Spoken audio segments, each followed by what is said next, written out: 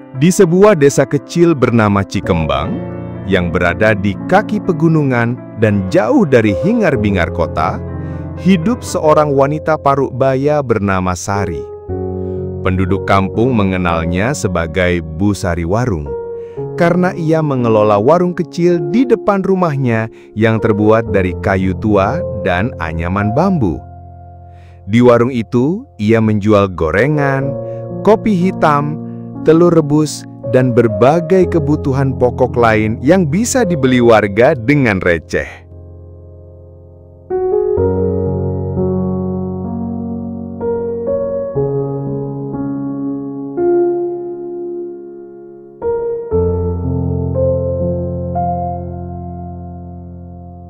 Bu Sari adalah janda.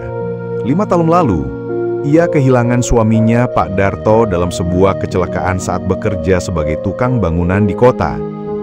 Sejak saat itu, ia membesarkan anak laki-laki mereka yang masih kecil, Adit, seorang diri. Kehidupan mereka jauh dari kata mudah.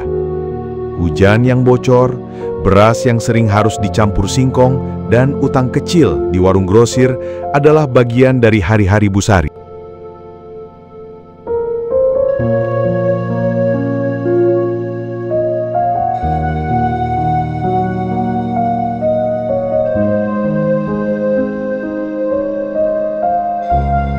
Namun, di balik wajahnya yang keriput dan tangannya yang kapalan karena terlalu sering menggoreng dengan kompor minyak tanah, ada cinta yang besar.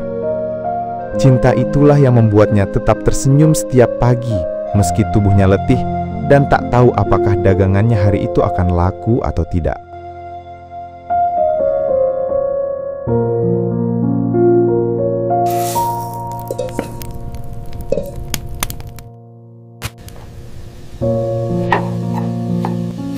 Setiap pagi, sebelum azan subuh berkumandang, Bu Sari sudah bangun. Ia menanak nasi, memanaskan air, dan mulai mengiris tempe yang dibelinya kemarin. Sementara itu, Adit masih meringkuk di atas kasur tipisnya, berbalut sarung yang sudah mulai robek di ujungnya.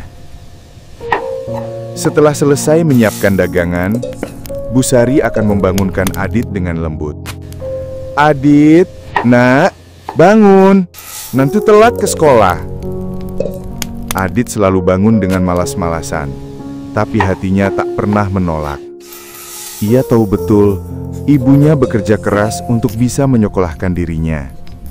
Meski tak pernah memakai sepatu baru, meski uang jajannya hanya cukup untuk membeli segelas es teh di siang hari, Adit tidak pernah mengeluh.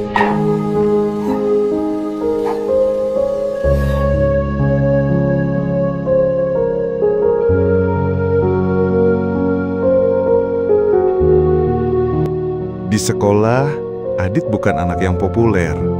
Ia pendiam, sering duduk di bangku paling belakang. Tapi, nilai-nilainya selalu tinggi. Ia punya semangat belajar yang luar biasa. Ia sering meminjam buku dari perpustakaan sekolah dan membacanya di bawah lampu redup warung sambil membantu menjaga dagangan. Suatu malam, Adit melihat ibunya tertidur di kursi warung.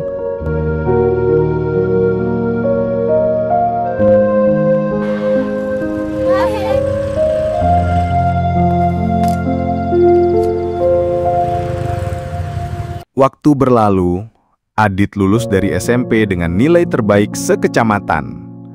Ia diterima di SMA favorit di kota kecamatan, sekitar 1 jam perjalanan dari rumah. Untuk berangkat, ia harus naik ojek dan angkot. Biaya itu tentu saja berat bagi Bu Sari, tapi ia tidak pernah melarang. Ia justru menambah jam buka warung, bahkan mulai menjual kue titipan dari tetangga.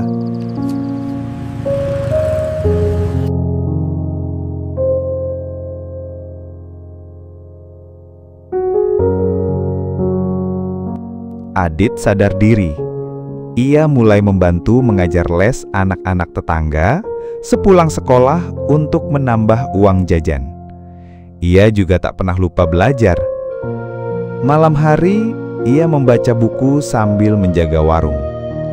Kadang ia mengantuk, tapi ia paksa dirinya tetap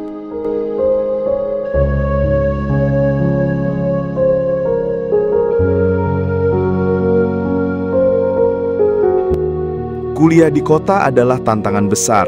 Adit tinggal di asrama, hidup hemat dan belajar keras. Ia tak ingin menyia-nyiakan kesempatan emas ini.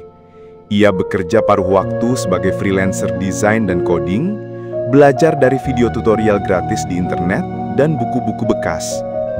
Uang hasil kerja sampingannya ia kirimkan ke kampung.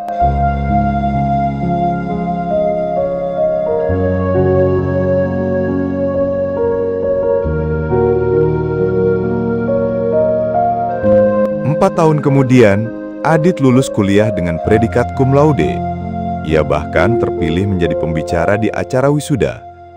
Dalam pidatonya, ia berkata, "Saya tidak berdiri di sini karena saya pintar.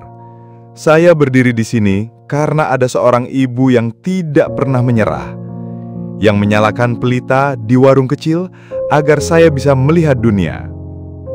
Tepuk tangan membahana. Di barisan penonton, Bu Sari menangis sambil menggenggam foto suaminya. Adit mendapat tawaran kerja di perusahaan teknologi internasional. Setelah 2 tahun bekerja, ia membangun startup sendiri di bidang edukasi digital, membantu anak-anak desa mendapatkan akses belajar daring.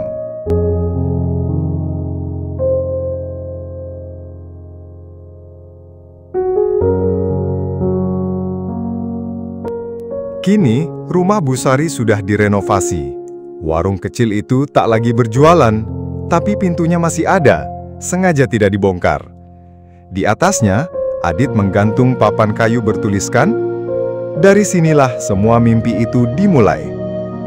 Bu Sari kini hidup tenang, sering menjadi narasumber di acara komunitas desa, menginspirasi para ibu untuk tidak pernah menyerah.